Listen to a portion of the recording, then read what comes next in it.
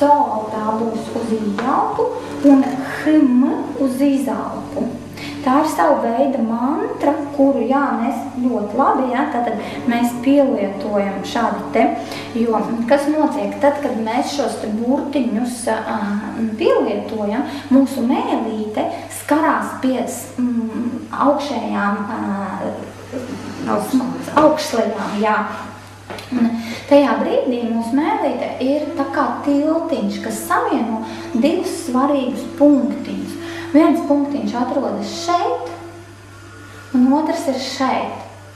Un šis te ir divi svarīgi kanāli. Viens kanāls sākas no šīs te vietiņas, un viņš aiziet mums tā te apkārt un beidzas šeit mums galvā, tur, kur mums avotiņš, Tas ir viens kanāls. Un otrs kanāls ir īsāks, viņš aiziet līdz šitam te punktiņam.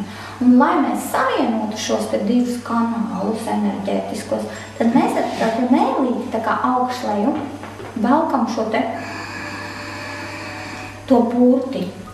Plus tajā brīdī, tad, kad jūs šo te burtiņu velkat, jūsu elpceļš ir šādi te priekšā un mēlīti ir priekšā elpceļam, un līdz ar to jūsu elpošana ir gara, slaida. Skābeklim ir laiks veikt savu uzdevumu. Bet skābeklim tātad ir divi uzdevumi. Pirmais uzdevums 20% viņš atjauno šūnas, un otrs uzdevums 80% viņš sašķeļ mūsu tauku rezerves un pārvērš enerģijā.